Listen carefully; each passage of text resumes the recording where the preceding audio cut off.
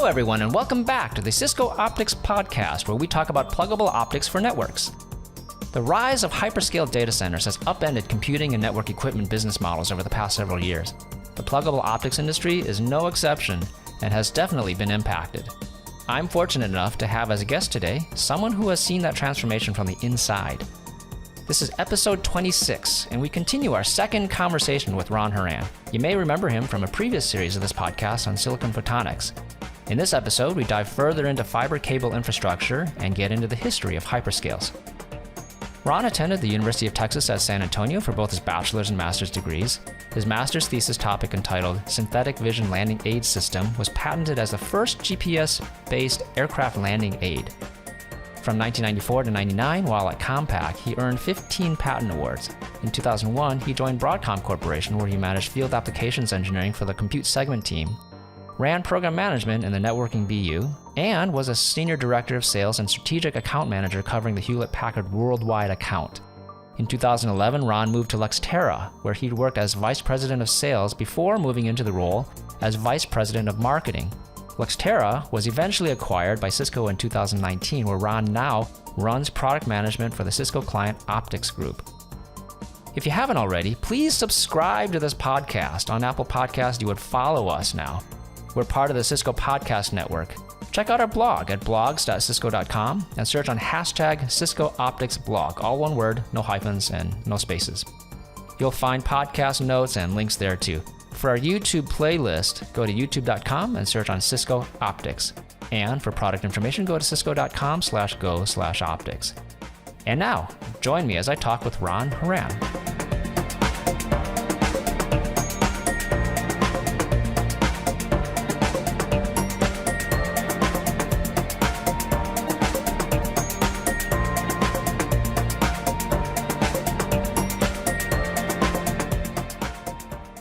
What about breakouts?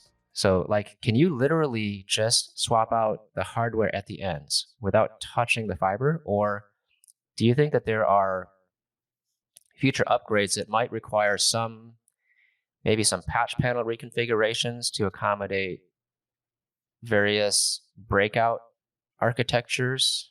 So, is that a possibility? Well, it kind of depends on what you mean by breakout. So in the data centers, you have what they call patch panels, right? And when I talk about structured fiber, basically what structured fiber really means is it's fiber that goes into the data center and they don't touch it. So it's all connected, it's all bundled up nicely and going through racks, on the top, and then eventually it goes to a patch panel, right? And the patch panels usually, at where the switch is, like a spine switch or a aggregation switch or whatever. And what it does is it allows the data center operator to change. He doesn't have to touch that patch panel. He doesn't have to touch the fiber in the data center. But what he can do is he can, from his switch to the patch panel, he can change that out, right? And usually that's a run of, typically that's less than 3 meters. But for some of the other, some data center operators, there's different lengths. But the reality of it is, for each generation now, he can replace the optics and then use a patch cord between the patch panel and the optics to basically interconnect those. And that also allows the data center operator to be able to route that particular transceiver wherever he wants to. Think of it as like an old switchboard in the old, you see the operators plugging the things, that's right, effectively what it's effectively doing. So behind these patch panels is basically the trunk cabling, which they don't want to touch once it's in there. Right. These are longer cables going through those cable trays throughout these gigantic data centers. They don't want to have to tear those out because that's a huge installation process, right? So that's right. So does that mean would they install more trunk cabling than they need today, in case in the future the transceivers might require a little bit more fiber than they're using today, so they can patch those in the future? Would they actually have have some buffer level of trunk cabling, or would they? Because they basically bring the trunk cabling to a patch panel, and there's a connector in the patch panel. So, the trunk cabling goes to has a connector on the end of it, which plugs into the patch panel. And then on the other side, you plug into that connector from the other side. That they don't typically change out the patch panel. Now, there are customers who have tried to get rid of the patch panel, and they've tried bringing the optics or the cabling directly to the optics in order Really? to save cost, right? One thing that's really important to understand is, especially with the hyperscale customers, is that everything is about cost and price. And so because they do things in such, high volume that pennies make sense, dollars make sense. And so they basically, if they can save not having to put patch panels in, they'll do it. The problem is now you lose that flexibility. Now what you're doing is you're bringing the structured fiber all the way to the switch. And the problem with that is that that's great, but you lose the flexibility of being able to it doesn't always necessarily work. And so So now you're stuck with that connector. You're stuck with that specific length, right? That's right. And so the problem, and so some companies have tried doing that, where they've created specifications for these connectors that plug into the front of the module itself, and they've got instead of having 4 channels coming out of an MPO connector in the module, you've got 4 little tiny connectors that plug into the front of the module, kind of like a little patch panel. The problem is that's been tried, and I don't think it was very successful. So I think that the trend there is that basically people use patch panels. They're probably going to continue to use patch panels because of the flexibility it allows. It does create extra costs, but I think having to manage plugging every single channel into every single transceiver like that was found to be really, really difficult to manage. Okay. I mean, that kind of makes sense. That flexibility seems really valuable because things are hard to predict, right? Even though you think maybe the deployment today is going to last a while, there's always something that's not going to go exactly according to plan. And so a little bit of flexibility absolutely can be really valuable, right? Yeah. And so I think that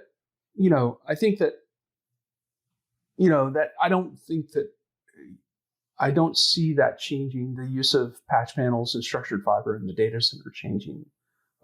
Again, I'm talking in terms of generalization and the big hyperscale companies.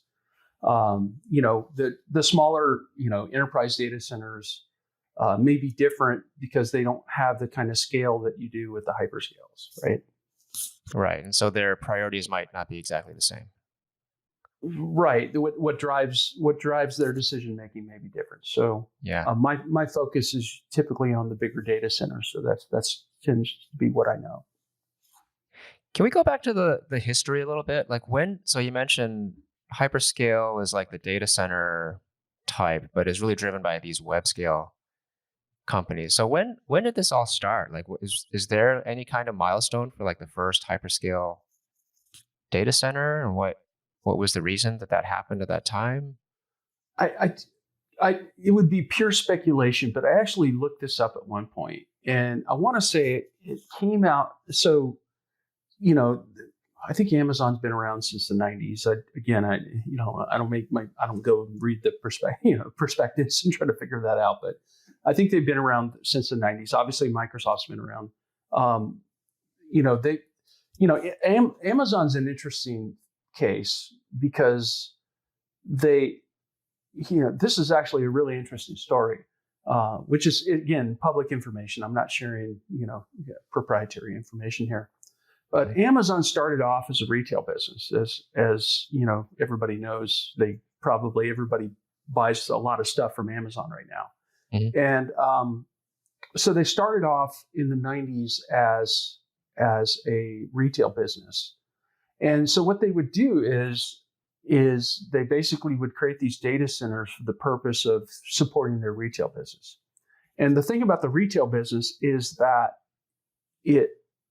it's very spiky, right? So in other words, Black Friday is like Amazon's number one day, where just literally they basically, things go crazy, right? And in the past, they actually had trouble where people would be trying to buy stuff on Black Friday and they couldn't do it. And so consequently, and then there'd be times of the year where it's really slow, right? People aren't buying stuff.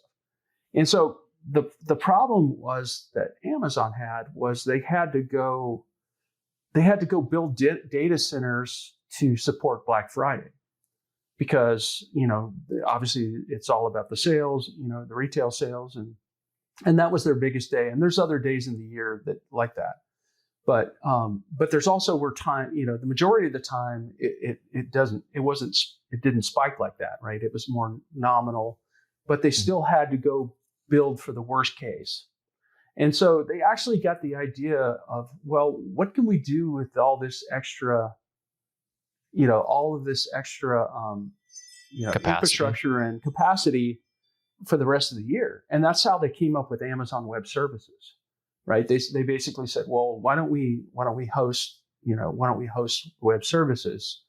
And that's actually a true story. That's how they came up with the web services, to basically try to smooth out that spikiness. Now, I'm sure they still have that spikiness, but they're able to manage it so that they can take advantage of the capacity that they put in place, versus just having it sit there for 360 days out of the year, right? So they had no choice really but to build for this enormous spike, which only happened like once a year. A few times a year. Yeah. And then they're just stuck with all this unused capacity. And so their idea was, well, let's sell that capacity. So they built this new model. That's exactly right. They call it AWS. Yeah. That's how Amazon Web Services came about. And I'm sure Amazon will probably say, well, that's not exactly true, but at a high level, that's what I believe happened. So, and so that's interesting, because you said you're talking about the history of how it cut where it was. That's just one example. And then, but you look at some of the the big hyperscales as defined by Light Counting or any other analyst. There's a big five, right? As defined by the industry as, Microsoft, Amazon, Facebook, Google, and Alibaba. It used to be the big four, but Alibaba and China's really coming up. And so, each of those, I'm sure, has their own story. I think Alibaba had a very similar story to Amazon, because they're a very similar business model. So it's kind of I'm sure that they got to where they are. Each of them has their own individual story, but they in order to support whatever business they were running, they had to be able to scale. And so now, if you look at, this is public data on my calendar.